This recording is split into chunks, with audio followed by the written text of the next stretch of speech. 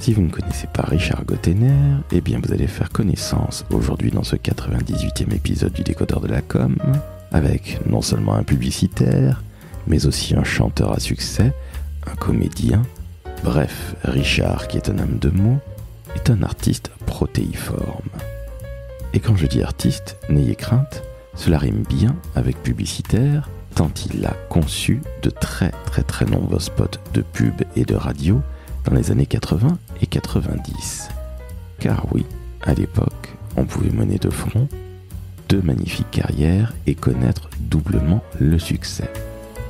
Richard fait partie de mes idoles de jeunesse, car grâce à lui, j'ai non seulement découvert la pub chantée, mais aussi la musique latine.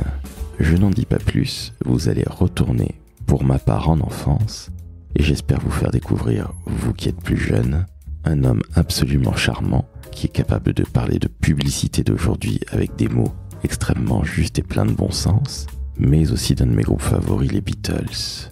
Bref, nous allons aborder la carrière de Richard dans la pub, dans la chanson, mais aussi dans son nouveau spectacle.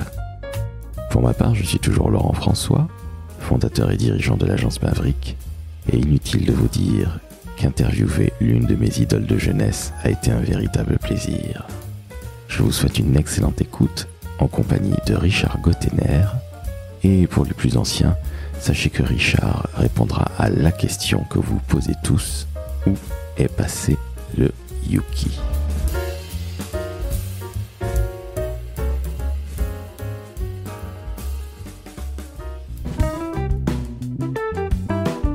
Le Décodeur de la communication, un podcast de l'agence Maverick. Salut Richard. Bonjour Laurent.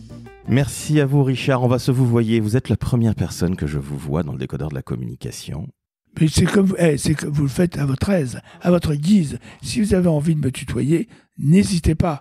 Moi, il va falloir qu'on se fréquente un petit peu pour que je vous tutoie. Oui. Mais ça peut peut-être venir en cours de route. Ah bah alors je vais commencer par... Puis si tu me tutoies trop, je vais commencer à te tutoyer aussi.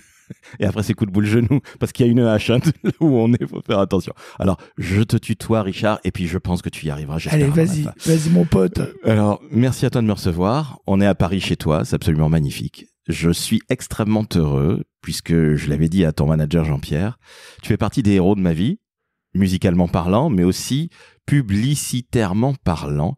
Alors, pour les plus jeunes, tu sais que le podcast est écouté par des jeunes qui ont une vingtaine d'années. Est-ce que tu peux, s'il te plaît, te présenter en 2 mots, et puis après, on va parler de ta carrière, de la publicité, et bien évidemment, tu vois, j'en bafouille, c'est l'émotion, de ton actualité. Allez, si tu peux dire à nos auditrices et auditeurs qui ont 20 balais, qui es-tu, Richard Gottener ?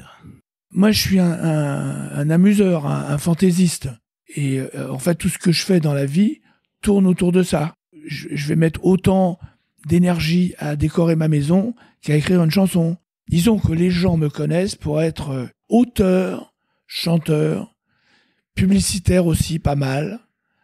Voilà, c'est ce que les gens connaissent de moi. Et aussi comédien. Avec le fameux Rendez-vous au tas de sable que j'ai vu lorsqu'il est sorti, qui est rediffusé dernièrement, là, je crois, sur Canal, si je dis pas de bêtises, ou il y a pas très longtemps. C'est en VOD maintenant, c'est disponible en VOD.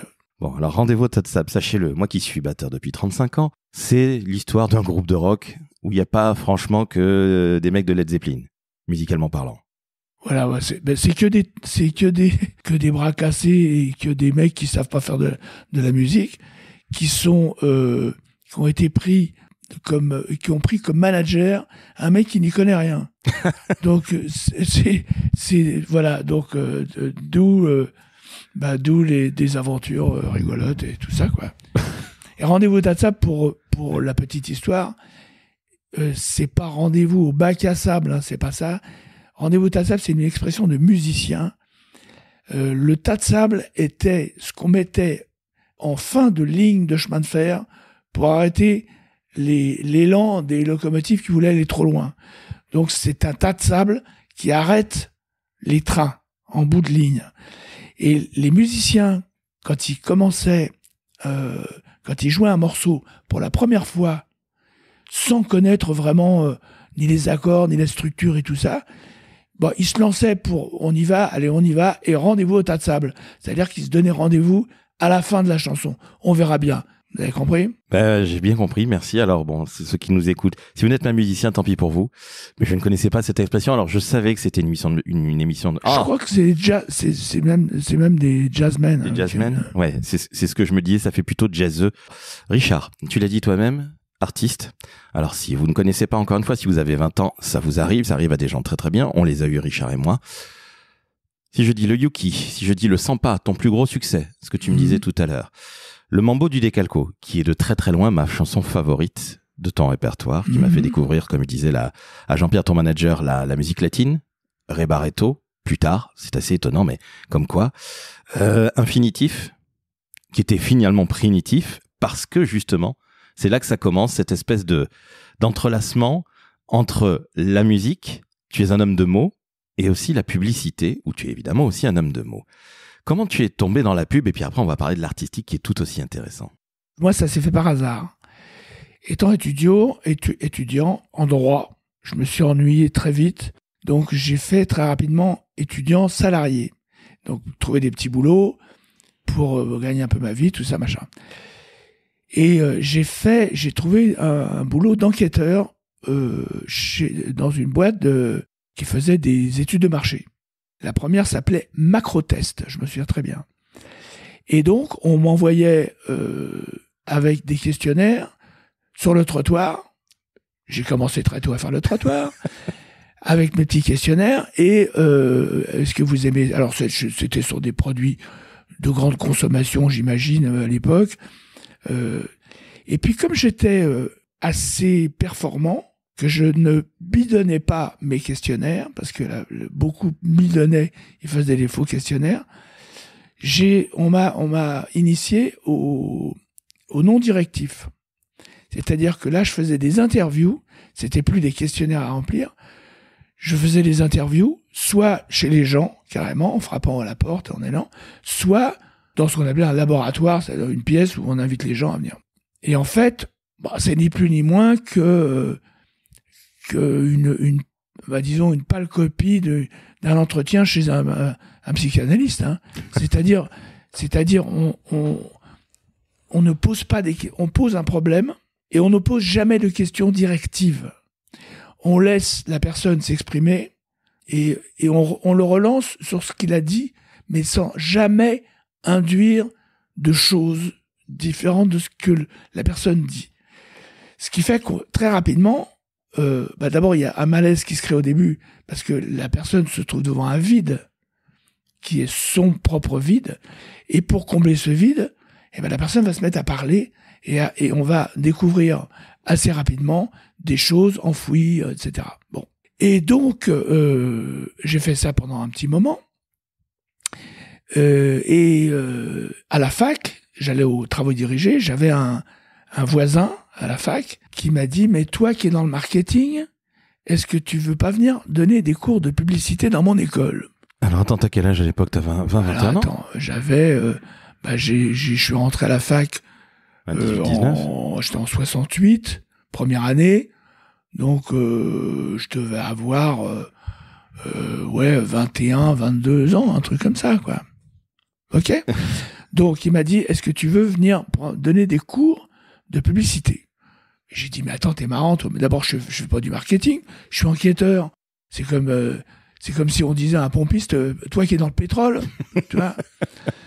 Donc, il m'a dit, moi, on s'en fout. De toute façon, c'est une école privée, on n'est pas là pour leur apprendre des trucs, on est là pour les amuser, pour les occuper. Bon, ok. Alors, moi, ça me plaisait bien quand même, l'idée, le challenge, de faire preuve de pub en n'en connaissant pas un traître mot. Donc ça m'amusait. Donc j'ai été au PUF, aux Presses universitaires de France, près de la Sorbonne. J'ai pris un que sais-je, la publicité. Et puis j'ai pris un bouquin d'un certain monsieur Robert qui disait la publicité au service de l'entreprise. Et en fait, je copiais la veille de mes cours. J'avais 7 élèves, hein, pas 8, 7. Je recopiais un chapitre sur des copies, des doubles copies, là. Et le lendemain, je régurgitais ce chapitre à mes élèves. Au bout de l'année, mes élèves ont eu 14 de moyenne pour la plupart. Bravo. Et moi, j'avais appris ce que c'était que la pub. Et comme ça, j'aurais dû faire ce préalable. Comme moi, je voulais faire fantaisiste. Hein. Depuis tout petit, j'ai toujours fait le rigolo dans les cours de récré, à la cantine, dans les colonies de vacances, au louveteau, au scout, tout ça. J'ai toujours eu envie d'amuser mes petits camarades. Jusqu'au moment où avec Jackie, Jackie Chaud. Alors, Jackie Chaud. Je fais juste une parenthèse. Encore une fois, si vous avez 20 balais, ça va être difficile. Vous connaissez Dorothée, le club Dorothée. L'acolyte de Dorothée, justement, s'appelait Jackie. Jackie, qui était un ancien attaché de presse dans une maison de disques et qui a présenté, quand j'avais une dizaine d'années, Platine 45. C'est un type qui est de ta génération, si je dis pas de bêtises. On a le même âge. Exactement. C'est assez étonnant parce que j'ai vu une interview à la télé où il parlait de toi, où il disait que vous étiez connu en colonie de vacances. Absolument. On avait 12 ans et demi. Et voilà. Et ensuite, on avait envie de faire Poiret Serrault. On avait envie, alors pour ceux qui ne connaissent pas non plus, c'était des duettistes à l'époque, les comiques marchaient par deux à l'époque. Et c'était donc pas des one-man shows, c'était des double man show, voilà. Et donc, quand j'ai fini d'apprendre ce que c'était que la pub, je me suis dit, mais c'est ça qu'il faut que je fasse, plutôt que d'essayer de faire des sketchs, parce qu'on n'arrivait pas, on avait fait des auditions, mais ça marchait pas. Donc je me suis dit, je vais mettre mon penchant à faire des trucs rigolos et tout ça, au service de la pub. Donc, je me suis renseigné, qu'est-ce qu'il faut faire pour rentrer dans une agence de pub? On m'a dit, il faut faire un dossier sur ce que t'as fait. Mais j'ai rien fait. Ben oui, mais il faut faire un dossier sur ce que t'as fait. Ben, je dis, je vais faire un faux dossier alors. Donc j'ai fait un faux dossier. Et j'ai été voir les directeurs de création, les uns après les autres, à toutes les agences de pub de Paris. Évidemment, comme c'était un faux dossier, je ne disais pas que c'était un vrai. Hein. Ah, d'accord. Parce que ça clignotait quand même que c'était un faux. Donc, petit à petit, chaque directeur de création apportait sa critique, me prenait un peu à la bonne. J'avais aussi un truc qui différait un peu des autres postulants à faire rédacteur dans une agence de pub. J'avais un petit magnéto et je présentais des petites pubs sonores que j'enregistrais. Moi, mon père m'avait offert un magnéto, j'avais 13 ans, et dans ma chambre, tout seul, je faisais des fausses pubs déjà avant la mode. J'enregistrais des histoires, je faisais des bruitages, tout ça. Et donc, quand j'ai fait le tour de ces agences de pub, je présentais aussi des petites pubs enregistrées. Sauf que il y a des formats. Normalement, c'est 15, 30, 20 secondes. Moi, j'arrivais avec des trucs de 2 minutes et demie. Enfin, j'étais pas du tout cadré. Et puis finalement, un jour, après, pas mal de rendez-vous, j'ai fait la synthèse de ce qu'ils m'ont tous raconté. J'ai viré tout mon dossier, j'en ai refait un en tenant compte des critiques qui m'avaient été faites. Et là, je suis tombé sur une femme qui m'a dit, écoute, ça me plaît, tu commences lundi. Et alors, tu as quel âge et on est quand, au début des années 70? On doit être en 73, un truc comme ça. D'accord. Ouais, 72, 73. Donc, je suis rentré. C'est l'agence J. Walter Thompson, la plus lessivière de toutes les agences. Quand on dit lessivière, c'est la plus marketing. Celle qui a le plus le petit doigt sur la couture du marketing. On peut pas faire pire. Et évidemment, je me suis ennuyé très vite parce que il y a aucun de mes projets. Alors moi, quand on me donnait un projet, on me donnait des trucs à faire, à réécrire les 3 lignes qu'il y a sur un paquet de lessive ou sur une annonce. Il y a un petit texte. J'avais ça à écrire, truc totalement chiant. En fait, je proposais à chaque fois, sur chaque produit, je proposais une campagne radio. Ce qu'on me demandait pas. J'avais pas compris le système. C'est pas le rédacteur qui propose une campagne radio. C'est le client ou c'est le directeur de produit ou clientèle qui a vendu au client une campagne radio et après on le demande au rédacteur. Voilà. Et finalement, si j'ai eu une petite campagne, Je me souviens, le produit, c'était Pepsodent. Ne raye pas l'émail des dents. Voilà. Oh, c'est beau. Hein. Le produit a disparu. C'est étonnant. Et donc, comme j'arrivais pas à faire des trucs dans cette agence, j'ai commencé à aller voir d'autres agences. C'est pas très déontologique, hein, pour faire freelance, quoi. Exactement. Travailler avec d'autres agences tout en étant salarié de la J. Walter Thompson. Le beurre et l'argent du beurre, bravo. Beurre et l'argent du beurre. Et j'avais un directeur de création qui avait été bombardé du Canada, J. Walter Thompson, du Québec en France, et qui était assez rigolo. Il était marrant, ce mec-là. D'ailleurs, pour situer le personnage, quand un directeur arrivait dans l'agence, on lui demandait ce qu'il voulait comme mobilier. Les mecs, ils prenaient du knoll, ils prenaient des tables en marbre, avec des fauteuils design et tout ça. Lui, il avait demandé une table de ferme. Il avait un pendule qui se règle, qui tombe du plafond, et il avait un papier tue-mouche qui était accroché au plafond. Enfin bon, un mec assez rigolo. Et en fait, j'ai dit comme il était sympa, j'ai dit, tu sais, je fais des trucs en douce, ouais. Je fais des trucs en freelance, en dehors de l'agence. Lui, il était plutôt content. Ouais, plutôt content de ça. Et il me dit, ah bon, ouais, tout ça. Et j'ai dit, figure-toi que j'ai vendu 2 jingles. C'était pour un produit, c'était le riz Charleston, qui ne colle jamais. Voilà, enfin. Oh. Et le produit a disparu aussi. Et il me dit, ah, c'est super. Et combien t'as vendu ça? J'ai dit, tu devineras jamais. Il me dit, non, je sais pas, vas-y. 1000 francs. Attends, c'est 150 €. Hein. Oui, d'aujourd'hui, mais à l'époque. C'est-à-dire que dalle. Que dalle. Mais il me dit, mais t'es fou. Ça vaut beaucoup plus. Il me dit, donne-moi le numéro du mec qui t'a vendu ça. Alors, il l'a appelé. Et de mes 1000 balles, il en a fait 8000 balles. Oh. Finalement, je lui ai dit, écoute, de toute façon, je me fais chier dans cette agence, je vais me casser, je vais donner ma démission, je pars. Il me dit, tu bouges pas, tu ne bouges pas, tu vas te faire virer. Si tu te fais virer, tu pars avec des indemnités, et si tu bouges, bah, tu pars sans indemnité. Et il me dit, et confidence pour confidence, je vais me faire virer aussi. Et en fait, on s'est fait virer tous les deux, et avec l'argent des indemnités, on a fait une société de production, puisque lui, il transformait 1000 balles en 8000 balles. Je lui ai dit, bah toi, tu vas faire les jambes, et moi je fais la tête. Et on a fait la tête et les jambes, et on a fait une société de production qui existe toujours, qui est toujours une maison de production, qui s'appelle Gatkies Production, et on a fait le tour des agences avec le petit magnétophone, où on proposait des jingles, des pubs radio.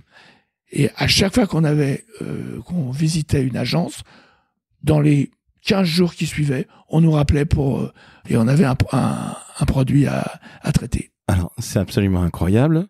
Donc déjà, tu montres à tout le monde ce que c'est que le freelancing.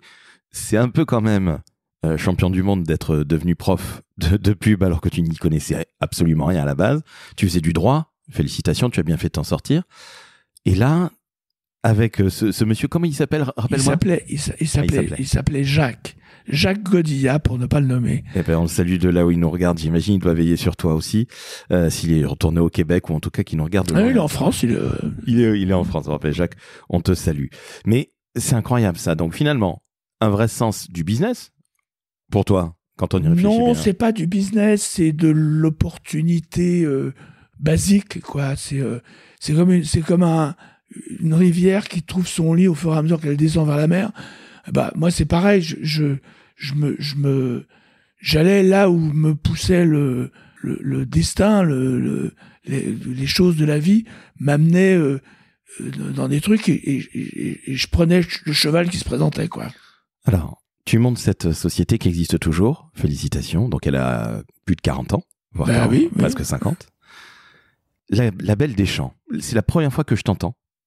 Et il y a cette animatique, rappelle-toi, tu sais. Pourri. Alors, pour l'époque, je le trouvais magnifique. Moi, quand je le voyais, je devais avoir 4-5 ans.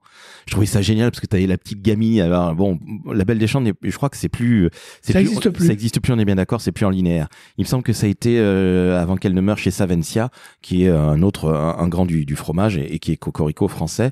Mais ça n'existe plus. Et La Belle des Champs, c'était un fromage rond, un peu pulpeux, si je dis pas de bêtises, plutôt blanc. Et il y avait la fameuse Belle des Champs, qui était une belle blonde, qui avait un panier en osier, qui avait des bottes, qui avait des nattes, qui était plutôt sexy. Et il y avait cette chanson que tu as écrite et que tu chantes. Tu baguenaudes dans les pâturages. Tu t'en vas te promener, Belle des Champs, qu'il est blanc, qu'il est crème, ton fromage. Dis donne-nous-en un peu, Belle des Champs. Et c'est un petit peu sexe, hein. Mais exactement. C'est un peu sexy. Et moi, je me suis dit, ils vont jamais prendre ce truc-là. Et en fait, ils l'ont pris et ça a fait un tube. Ça a fait. D'ailleurs, on m'en parle encore. Le produit a disparu depuis je sais pas combien d'années et c'est resté dans l'inconscient collectif. Hein. Oui, l'inconscient collectif. C'est même pas l'inconscient. C'est resté dans les souvenirs. Ouais. Collectif, une espèce de culture pop. Et alors, c'est un très très grand souvenir de pub pour moi, je te le dis très sincèrement. Ouais. Y a un animatique. Alors, un animatique, c'est une sorte de dessin animé, mais très très très très très très pourri. Oh, sois pas trop dur, c'est vrai que je l'ai revu sur YouTube et c'est vrai que c'est pas royal au bar aujourd'hui avec tout ce qui se fait, mais c'est pas Pixar, hein, et c'est les années 70. Le succès vient quand même, enfin, sans vouloir tirer la couverture, vient du succès, l'animatique est devenu vachement bien grâce à cette chanson. Mais évidemment, parce que si l'animatique va vraiment très très très lentement, c'est-à-dire le dessin animé est super lent. C'est vraiment, on est à, 8 images secondes, c'est absolument abominable. Mais c'est même pas un dessin animé, c'est un animatique, c'est des vues fixes qui se succèdent, en fait. Exactement. Ouais. Alors, on va dire que c'est une sorte de PowerPoint, comme ça vous comprendrez mieux les plus jeunes d'entre nous. Mais c'est absolument incroyable cette pub. Et puis tu en as d'autres que tu fais. Alors, il y en a une où il y a un télescopage primitif, infinitif. Alors, ça commence par quoi ? Je voudrais que, pour rester cohérent. Bien sûr. J'ai commencé à faire de la pub le soir chez moi avec des copains. Enfin, je faisais venir des copains qui n'étaient pas du tout musiciens. Ils étaient musiciens, si, grattaient de la guitare, mais c'était pas des pros. Et Belle des Champs a été fait par un copain qui venait le soir, il était dans un cabinet d'avocat, et il venait le soir, quand j'avais un jingle à faire, on bouffait, il composait, on descendait, on enregistrait ça sur un magnéto, et le lendemain, j'allais à l'agence présenter le truc. Tout ça s'est passé, je faisais avec les moyens du bord, quoi. Voilà. Et puis, évidemment, comme j'enregistrais sur des Revox, sur des trucs, des 4 pistes, mais le son était un peu pourri, faut bien le dire. C'est clair. Et à un moment donné, il y a une agence ils aimaient vachement ce que je faisais, c'était Jean Feldman, je me souviens, qui était un grand de la pub de l'époque, qui m'a dit écoute Richard, tu commences à nous gonfler avec ton son pourri, moi j'organise la séance, je te prends des bons et tu vas voilà. Et il m'a fait une séance avec Yannick Top, Claude Angèle, Jean Schultes, enfin voilà, il m'a pris que des cadors de l'époque. C'est là que les plus jeunes vont pas savoir qui est Yannick Top. Je vous la fais très courte, Yannick Top, c'est peut-être le plus grand bassiste que la France ait connu, même des plus grands bassistes du monde, qui jouait dans un groupe qui s'appelle toujours Magma. Mais Claude Angèle aussi, le guitariste. Je savais pas. Tu te doutes bien que dans Magma, les deux qui me touchent, c'est évidemment Christian Vander, le batteur, et Yannick Top. Et Jean Schultes, vous connaissez évidemment Confidence pour Confidence, qui est utilisé dans une synchro d'une pub pour, je crois, Intermarché. Donc, ce monsieur Feldman te dit, ça suffit le son du 4 pistes dégueulasse. Et je rencontre et je croise Claude Angèle, donc, qui est guitariste, un guitariste énorme, vraiment un mec premier prix de conservatoire de Tours d'harmonie, un mec qui enfin bon, et je vais présenter, j'avais quelques textes de chansons parce que je faisais de la pub, mais moi j'avais envie de faire des chansons. Eh oui. Donc tout ça a été mené de front, hein. Et j'avais quelques textes de chansons et je vais voir Claude Angèle et je lui dis est-ce que ça vous intéresserait de de faire des chansons pour moi et tout. Donc il prend mes textes, il me rappelle, et il me dit OK. Et voilà, et on fait le premier album chez lui, à la campagne. Il loue un 16 pistes qui met dans la salle de bain, les fils passent sous la porte, et on enregistre avec une console avec 2 tranches. 2 tranches. Vous voyez les consoles, maintenant, il y en a... Oui, c'est une console de son. Ouais. Dans un studio, il y a pas 24 pistes, il y en a 48. On sait même plus où on en est. Nous, on avait 2 tranches, 2 pistes. On a tout fait en stéréo. Et on enregistrait en re évidemment, sur le 16 pistes. La bande, elle faisait... c'était du 2 pouces, je crois. Donc, c'était les bandes qui font pour... ça fait genre 6 cm, quoi, de large. Et on a tout fait comme ça. Donc, tu enregistres avec Monsieur Angèle ce premier album. Donc, beaucoup de c'est re-recording. C'est-à-dire que tu fais un instrument à la fois et tu réenregistres par-dessus pour celles et ceux qui connaissent pas. Et là, on est à quelle période, là, Richard? L'album est sorti en 77. 77, ok. D'accord. Je comprends mieux maintenant l'affiliation parce que je t'avoue, je ne la comprenais pas. Je me disais, il a dû tomber un peu par hasard, tu viens de le confirmer dans la publicité, et le côté homme de musical et de chansons, je le comprends mieux. Comment il est perçu ton premier album? Accueil très sympa. Déjà, un jour, je rentre dans un café, j'entends le taquin et la grognon passer à la radio. Polochon Blues fait un succès. Il y a un gros succès d'estime. Voilà. Il y a plusieurs chansons qui sont repérées et qui font un succès d'estime. Voilà. C'est pas un carton, mais il y a des chansons qui sont encore. Polochon Blues, c'est encore une chanson que les gens me réclament. Hein. Alors, je t'avoue que je ne la connais pas. Honte à moi. Je suis. Oh là là. Ouais, je sais, j'ai honte, Richard. Je suis. Mais je me jetterai du 6e étage où nous sommes, comme ça, je ne me raterai pas. Ah non. Le 6e, ça suffit pas. Hein. Ton bon cœur te perdra. Je vois que monsieur est dur en affaires. Mais monsieur Angèle, c'est un homme qui vient de Magma. Donc le mec, il vient du progressif, de quelque chose d'extrêmement compliqué. Non, faut savoir, Claude Angèle, c'est un musicien, est devenu, parce que très très balèze, est devenu un musicien de studio. Ah, okay. Claude Angèle a travaillé avec tout le métier, tout le monde. Il a enregistré aussi bien pour les Sex Pistols que pour Johnny Hallyday, que pour Sylvie Vartan, que pour... Il a travaillé avec tout le monde. C'est un mec qui a une formation. Son père avait un orchestre de bal. Très tôt, il a fait du baloche. Et ça, c'est une formation énorme. Absolument. C'est-à-dire, ça donne... les Beatles ont fait ça aussi, hein. Ils ont fait du 8 heures de musique par jour dans un club. La caverne, le Cavern Club. Donc c'est une formation énorme. C'est-à-dire que les mecs savent tout jouer. Exactement. C'est ce que je reproche, tu vois, je suis en train d'en perdre mon latin, à beaucoup de musiciens qui n'écoutent qu'un seul style de musique. Toujours des trucs, soit très très rock, soit très très pop, enfin bref, toujours la même chose. Il y a rien de plus emmerdant que jouer avec des gens qui n'ont aucune culture musicale, qui savent pas jouer du reggae, qui savent pas jouer du blues, qui savent pas jouer de la soul ou de la funk, ou bien évidemment du rock. C'est de là dont je viens. Et je suis d'accord avec toi. Claude Angèle savait tout jouer, la preuve en est, après il fait le conservatoire. Et donc il est capable de faire finalement de la pop, ce que je ne pensais pas quand on sort de Magma, évidemment. Moi je suis pas très rock progressiste. Magma c'est pas ma tasse de thé. Moi non plus, j'avoue. En revanche, les Beatles, et ça, on avait la même culture à ce niveau-là. Et surtout, il y a un truc, non seulement Claude était un énorme mélodiste, mais c'était aussi un premier prix d'harmonie.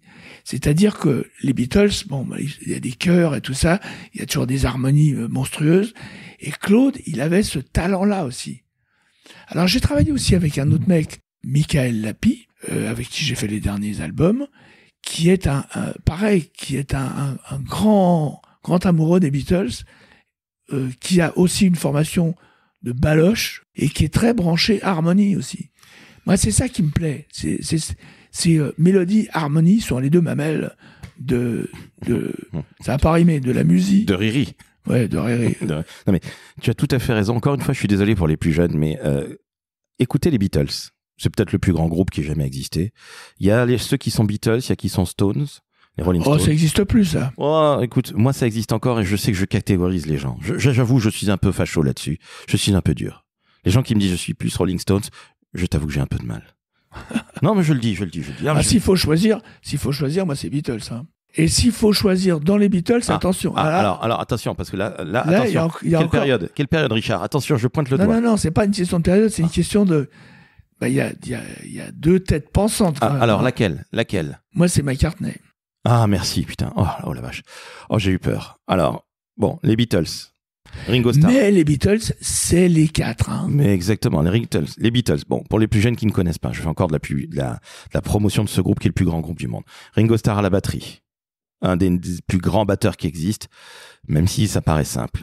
George Harrison, qui a écrit des chansons absolument magnifiques, et le troisième, qui était un guitariste, qui a écrit Something, entre autres, repris par New York, comme il s'appelle, Sinatra. Et puis vous avez les deux têtes pensantes. D'un côté, vous avez John Lennon, et vous avez Paul McCartney. Lennon, chanteur et guitariste, et Maca, qui est bassiste à la batterie. Toutes les chansons des Beatles sont signées Lennon-McCartney. Exactement. Sauf... Mais c'est pas tout à fait la réalité. On est d'accord. Voilà, il y a des fluctuations, il y a des fois des chansons qui ont été plus composées par Lennon, d'autres plus par McCartney. Et alors, il y a une légende qui voudrait que Lennon soit le dur, oui, exactement. Et McCartney le gentil, le doux. Le mignon, exactement. Or, c'est McCartney le rocker, et c'est Lennon qui serait plutôt le doux. C'était une tête de cochon, le Lennon. On est d'accord. C'est pour ça. Mais alors que comment dirais-je, McCartney, il a l'air gentil. Il avait en plus à l'époque, il avait une frimousse de gentil, quoi. Il était plutôt mignon, tout ça. Voilà. Donc, mais McCartney, pour moi, c'est. Écoute, McCartney, c'est le premier mec qui écrit une chanson qui s'appelle Helter Skelter, qui est très très très très rock, qui est ce gros rock british, la fameuse British Invasion, qui va envahir dans les années 60 les Américains, et il va naître des Deep Purple, des Led Zeppelin, etc. Donc tous ces groupes. Enfin, McCartney, c'est quand même aussi. Hey Jude. Oui, Yesterday, comme en Blackbird. C'est ça aussi. Hein. Alors, je suis d'accord, mais alors c'est vrai que bon, je suis plutôt le McCartney un peu énervé. Oui. Mais I'm down alors. C'était un fou de Little Richard. Hein. Absolument. Il était complètement dingue de ça. Mais le hurleur, celui qui crie, qui hurle le rock, c'est McCartney. On est d'accord. C'est lui qui sait faire ça. On est tout à fait d'accord. Écoutez Helter Skelter ou écoutez Back in the USSR, qui n'a rien à voir, mais vous verrez. Et Blackbird, je suis d'accord avec toi, ou Your Mother Should Know, qui est très peu connu, mais qui me rappelle malheureusement le décès de ma mère. Écoutez tous les Beatles. Exactement. Et surtout à partir de la deuxième période. Pas la première qui est un peu pénible. Moi, elle m'emmerde un peu, je t'avoue. Bon, salut. Allez, à bientôt. Bon, il est temps que je me jette, Richard. Premier album 1977, je reviens à ton métier, celui qui te fait connaître auprès du grand public. Succès d'estime, bien accueilli. Bravo. Moi, j'ai le souvenir surtout du Gotenner, pardonne-moi de parler de toi comme une marque, mais je me souviens du Richard à partir de Primitif. Primitif infinitif. Et ce mélange, parce que tu as fait aussi le Mambo du Décalco, encore une fois, je le redis, c'est ma chanson que j'adore de toi. Mais tu fais aussi Mambo chez Casino. Comment ça se fait tous ces allers-retours entre la pub et la musique? C'est totalement toi, mais comment tu as réussi à adapter ça? Parce que c'est sensationnel. Mais j'adapte pas, moi pour moi il n'y a pas de différence entre une chanson et une publicité chantée, hein. Il n'y a pas de différence. La seule différence qu'il y a, c'est que dans un cas, on m'impose un sujet, c'est-à-dire que ça me fait aller dans des endroits et découvrir des chemins que j'aurais peut-être pas fréquentés ou j'aurais peut-être pas été, alors que la chanson, c'est moi qui décide du sujet. Donc des fois c'est plus long à venir, quoi. J'ai fait plein de trucs en commande, hein. Vitel, BN, toutes les pubs Affinitif, c'était aussi une commande. Infinitif, être joli beaucoup. Infinitif, moi être zinzin de ta fantaisie. Infinitif, tu rendre moi fou de vous. Quand tu être belle à l'infini. Infinitif. Pourquoi c'est devenu une chanson? C'est parce que le client, après qu'on lui ait présenté la maquette, il a pas donné de réponse. Donc moi je trouvais ça vachement bien. Et donc j'ai dit à Claude, on va faire une chanson avec ça. Et donc on avait 30 secondes. Et donc avec infinitif, bon, et ben on va transformer ça en primitif. Manque de bol, il manquait un pied, disons. Infinitif, il y a 4 pieds, et primitif, il y en a que 3. Et ben il suffit, on va faire autrement. On va faire primitif. Et d'un seul coup, ça devient une bonne idée. C'est-à-dire que le client, d'un seul coup, s'est réveillé, alors que le disque était prêt. On était prêt à sortir. J'ai dit, écoutez, vous êtes sympa, vous n'avez pas donné de nouvelles. Nous, on en a fait une chanson, mais vous inquiétez pas, on va vous en faire un autre. Et ils ont dit, bah non, nous, c'est ça qu'on veut. Non, c'est pas grave. Vous sortez votre disque, mais nous, on veut ça comme pub. Et sont sortis conjointement la pub et le disque. Donc, bonjour la promo. Double jackpot pour toi. Voilà. Dans toute ta carrière années 80 où là je te connais, est-ce que tu continues toujours à faire autant de pubs ou est-ce qu'à un moment l'artiste entre guillemets, l'homme qui monte sur scène? Ah non, on continue à faire de la pub. Moi, en plus c'est un métier c'est un truc que j'adorais. Moi, il y a pas de, je suis pas un publicitaire au sens, enfin j'ai très bien compris le marketing assez vite. Hein. C'est pas non plus sorcier. Hein. C'est surtout le marketing. C'est une histoire de bon sens. Le marketing actuel, à mon avis, se prend les pieds dans le tapis parce que les mecs essayent de raisonner et ça les amène à raisonner à l'envers. Ils oublient de penser, tellement ils raisonnent, ils oublient le bon sens. Le commerce, c'est du bon sens. On arrête de faire du marketing, on fait du commerce. On arrête de communiquer, on parle. Parce que communiquer, c'est bien, mais parler, c'est mieux. Ce qui se conçoit bien s'énonce clairement, et les mots pour le dire vous viennent aisément. Donc à partir du moment où vous avez un produit, faut mettre les choses un peu à plat et pas partir à l'envers. Moi, avant, quand je voyais une pub, je savais sortir la copie stratégique qu'il y avait derrière. C'est-à-dire le raisonnement qui amenait à faire ce travail. Maintenant, j'y arrive plus. Parce que les marketeurs ont pris le pouvoir et que la création a perdu un peu des points là-dessus. Donc attention, pour communiquer, commencez par parler, par dire les choses avant de vouloir communiquer. Merci à toi Richard, parce que je suis tout à fait d'accord avec toi. Je prône ce bon sens, ce retour du bon sens et de la simplicité. On a aujourd'hui des gens qui sortent d'école de commerce, j'en fais partie, j'en suis très à l'aise, et qui ont tendance à en effet se mettre la tête un peu n'importe comment, essayer de réfléchir dans tous les sens, alors que les gens, quand ils achètent un produit, quand ils voient une pub à la télé ou autre, ou quand ils voient une communication, ça leur parle ou ça leur parle pas. Et l'idée, c'est de leur parler. Et je suis toujours très surpris par toute cette espèce de jus de cerveau qui ne mène absolument nulle part et qui fait qu'aujourd'hui, on a des publicités. Des fois, je comprends rien. Moi, il y en a plein où je comprends pas. Je comprends pas ce qu'ils veulent dire. Il y a des trucs, je comprends pas. Il y a des fois des pubs, il y a 25 secondes d'un raisonnement à la con, je comprends pas. Et puis, vraiment, dans les 5 secondes dernières, on tombe sur le produit et dit, mais qu'est-ce qui se passe, là? Qu'est-ce qu'ils ont voulu dire? Ça doit être plus simple que ça. La simplicité, c'est ce qu'il y a de plus dur à trouver. C'est ce qu'il y a de plus difficile à faire. L'évidence. Faut pas que ce soit compliqué. Il faut prendre les gens et les amener à vous suivre. Il faut pas leur poser un problème, il faut leur mâcher des choses, tout en les rendant intelligents. Il faut faire un pas vers les gens, mais laisser l'espace entre ce que vous avez dit et eux, pour que eux viennent vers vous. Faut pas vous jeter dans les bras de l'auditeur. Il faut lui laisser la place de vivre. Merci pour ces sages paroles, ça fait du bien. J'espère que beaucoup de gens vont l'entendre dans les écoles de communication ou de publicité, parce que j'en peux plus de cette pub qui est totalement inodore, incolore, incompréhensible, comme tu le dis très, très justement. 25 secondes sur un 30 où globalement on essaie de poser un décor et puis à la fin, bon merde, il reste plus que 5 secondes. Et pourquoi, c'est une vraie question, pourquoi les agences et les annonceurs s'évertuent à prendre des covers, à prendre des titres anglo-saxons et ont abandonné la création de chansons publicitaires directement liées à une marque. Je pense que c'est parce que c'est plus simple et puis qu'il n'y a pas beaucoup de Richard Gottener, tout simplement. Bah, en tous les cas, ça fait longtemps qu'on me l'a pas demandé, hein. C'est vrai? Ah oui, oui, bien sûr. Moi, je suis, les rédacteurs, ils ont 20 ans et ils ont les cheveux verts. Et moi, je suis du côté de Napoléon voire de Vercingétorix, hein. Donc, voire du Néandertal. Non, mais ils me connaissent pas, les mecs. Donc, ils ont aucune raison de.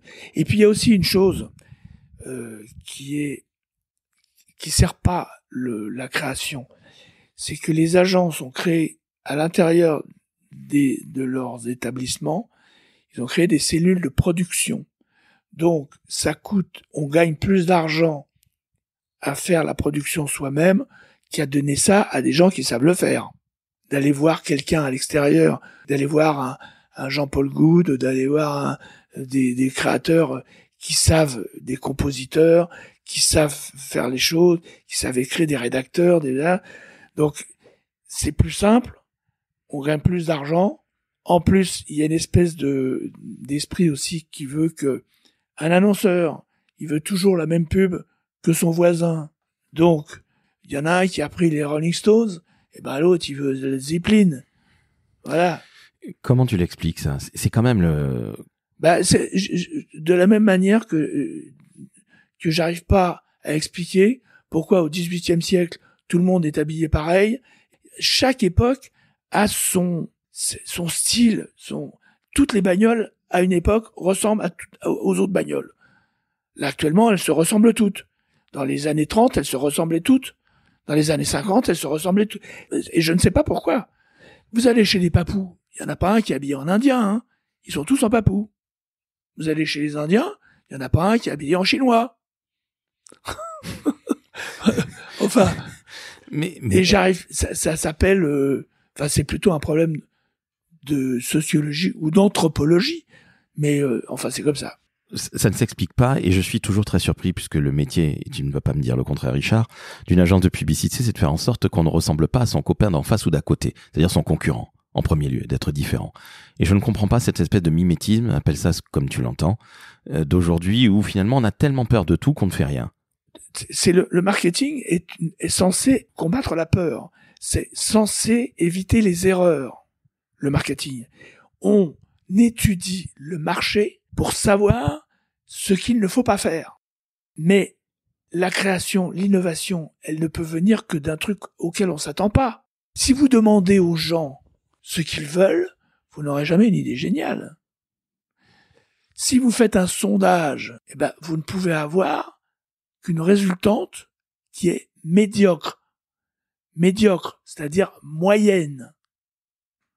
Si vous voulez quelque chose qui sort du lot, il faut un patron d'industrie qui prenne le rythme. Moi, ça me plaît, on fait ça. Allez hop.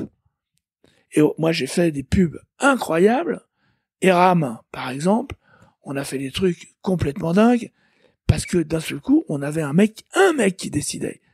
Et si ce mec avait demandé l'avis à une collégiale, ça se serait jamais fait. C'est toi qui as fait Eram 199 francs, il faut des faux pour dépenser plus? Non, moi j'ai pas fait ça, j'ai fait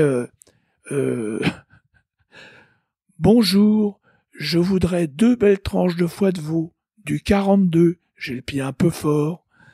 Moi, je serais vous, je prendrais des chaussures. Des chaussures. Oui, c'est comme du foie de veau, mais avec le dessus en cuir et le dessous en crêpe. Vous n'avez qu'à aller chez Eram, c'est à 2 pas. Bon, donnez-moi qu'une tranche, je vais y aller à cloche-pied. Voilà ce que, par exemple, on faisait. Mon Dieu. Et ça, si vous mettez ça étudié par des marketeurs, ça passe pas. L'âge d'or de la publicité, tu l'as connu, mais tu t'es éloigné de la publicité aujourd'hui ou finalement tu la regardes un peu? Je me suis pas éloigné de la publicité. C'est la publicité qui s'est éloignée de moi, c'est pas pareil. Je ne suis plus à la mode dans le sens où je ne fais pas disons que j'arrive pas à faire les trucs médiocres qu'on voudrait de moi. Que la la pub réclame. Il y a quelque chose dans ce que je fais qui était cousin de la réclame. Ça s'amusait beaucoup. Ça s'amuse plus, la pub. Ça s'amuse plus. À la radio, c'est insupportable. La pub radio est insupportable. C'est ultra formaté. C'est une pollution sonore incroyable. Et il faudrait pas beaucoup pour sortir du lot. Si vous faites une pub un peu originale actuellement à la radio, vous sortez du lot. Encore faut-il avoir le courage de valider une pub qui sorte du lot. Et c'est pas le courage qui court les rues, ces temps-ci, malheureusement. Richard, on va passer à ton actualité. Ah, enfin. Ah, enfin, mais c'est quand même bien normal. Alors, comme ça, monsieur ramène non pas sa fraise, mais sa phrase. Le spectacle, effectivement, s'appelle Gotener ramène sa phrase. Parce que, en fait, je ne chante pas mes chansons, je raconte les textes comme on raconte des histoires. Alors, a priori, comme ça peut paraître un peu... c'est pas très engageant. Un chanteur qui chante pas, ah bon? Mais alors, quel est l'intérêt? C'est totalement autre chose. Il s'agit pas de récitation, hein. Il s'agit de jouer les textes. Il y a des personnages et tout ça. Je suis, comment dirais-je, secondé, enrubanné, enjolivé par un guitariste formidable qui non seulement est un virtuose de la guitare, mais en plus un mec spécial, puisque avec sa guitare, il fait des bruitages. Et ça, c'est formidable parce que, comme je raconte des histoires, il se passe des choses qui font des bruits, qui font des sons, qui font tout ça. Et voilà. Donc c'est un ping-pong entre lui et moi. C'est une espèce de mécanique de précision. Et les gens, a priori, s'amusent beaucoup, hein. On va saluer Brice Delage, qui est cet homme virtuose de la gratte. J'ai pas dit son nom. Brice Delage, oui. Voilà, Brice Delage, on va le répéter 3 fois, comme ça va lui faire de la publicité. Et il est jeune, il est talentueux, il a une gueule également. Sur scène, le mariage que vous faites est super bon. Et si je ne dis pas de bêtises, si je me suis bien renseigné, c'est ton fils Léo qui a été directeur artistique dessus ou conseiller artistique. Alors moi j'ai fait la mise en scène, mais j'ai travaillé souvent avec mon fils pour faire des clips. Il a un œil, il a un bon jugement, et une fois qu'on a fait le spectacle, je lui ai dit écoute, j'aimerais bien avoir ton avis un petit peu sur ça. Et donc il m'a donné des conseils judicieux sur la mise en scène. Et ainsi que Jean-Pierre Dombois, l'homme qui s'occupe de ma communication et avec qui j'ai fait beaucoup de clips et avec qui on a fait beaucoup de choses, avec qui j'ai réglé beaucoup de télé que j'ai faites. Donc ces deux oiseaux-là m'ont aidé, disons, à peaufiner la mise en scène. Si j'ai bien compris, parce que je n'ai pas vu ton spectacle, je l'avoue, j'irai le voir avec très très grand plaisir. Te voir en live, si je puis dire, même si tu ne chantes pas. Et justement, tu dis d'emblée, écoutez, si vous venez pour me voir chanter, c'est plutôt raté. Comment est-ce que c'est pris par les gens au début? Ils sont surpris, ils se disent tiens, je vais voir Richard Gotener en spectacle. Alors parce que alors je sais pas comment tu dis les textes, tu les récites pas parce que réciter ça fait toujours. Je les joue. Tu les joues. Je les joue. Comme une comédie, comme de la comédie, comme du théâtre. Il y a des paroles de tes chansons. Ce ne sont que les paroles de mes chansons. Absolument. Alors pour répondre parce que j'ai senti la question venir. Comment ça se fait que les gens, qu'est-ce qui se passe quand les gens viennent voir un chanteur qui chante pas? J'ai eu, il y a 3 jours, j'ai eu une maman qui a emmené son fils d'une 20aine d'années au spectacle en lui vendant le fait que j'étais un mec vachement bien, un artiste vachement bien. Et ce jeune mec est venu me voir après en me disant, je ne connaissais pas vos chansons, je connaissais pas du tout votre univers, et je trouve ça formidable. C'est-à-dire que le mec est passé directement au texte joué, sans passer par la case chanson.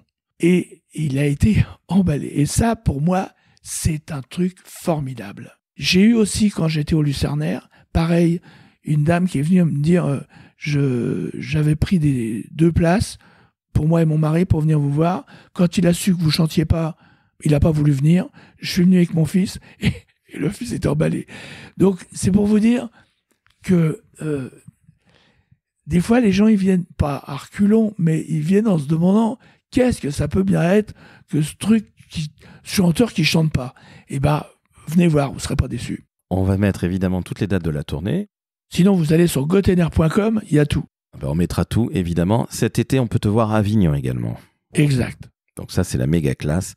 Donc bravo. Et puis, il y a aussi une actualité qui est peut-être un peu moins brûlante, mais c'est le chant des mots. Ah bah oui, c'est en fait à l'occasion de ce spectacle, je me suis dit, et si je réunissais, et si je faisais un recueil de mes textes, et ben ce que j'ai fait, ça s'appelle le chant des mots. Tous les mots de toutes les chansons. Voilà. Il y a le Yuki parmi elles. Et justement, et je te laisse tranquille après Richard, je te remercie déjà pour cette conversation absolument passionnante. J'ai une question du public qui me demande, il est où le Yuki, Richard? Ben, c'est la question, on se demande. Il était où? Ah, il était où? Où il était le gentil Kiki?